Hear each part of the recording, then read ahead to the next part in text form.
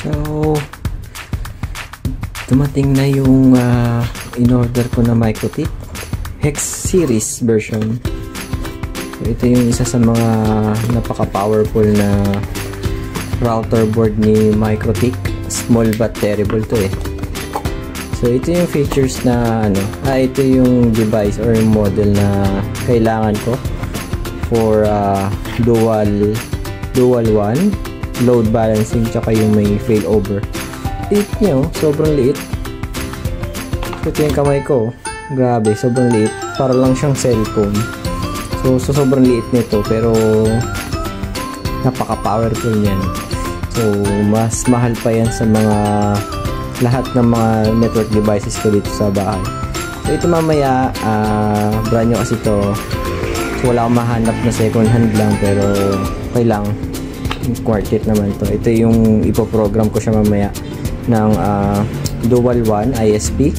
So naka-program yung aking Converge, and then si Smart 5G, then the rest is naka LAN na lang yan.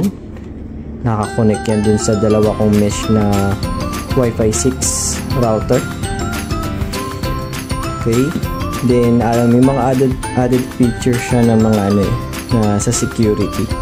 So I think try ko din siyang gamitin, and then may mga email notification siya. I think kapag nag-down tong si for example nag-down si Converge, mag-email siya, manonotify ako, or nag-down si 5G, manonotify ako.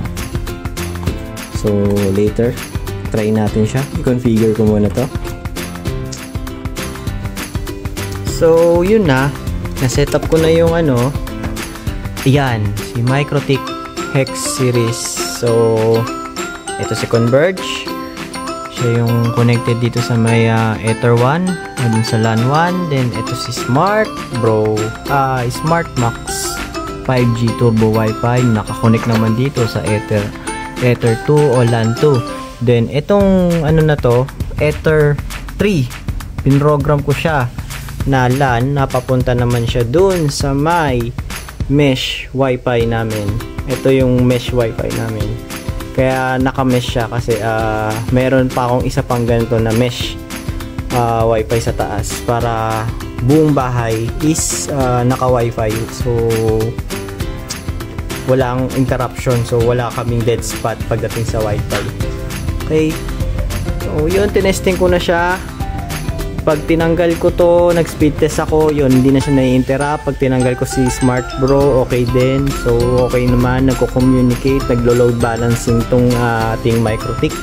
Sulit yung yung setup natin. So yan na yung setup ko. So medyo marami-rami akong router, pero okay naman. Dinaig ko pa yung office namin, naka dual one and load balancing with failover. So yan, wala nang ligtas na na sa mga nag-work from home na walang internet.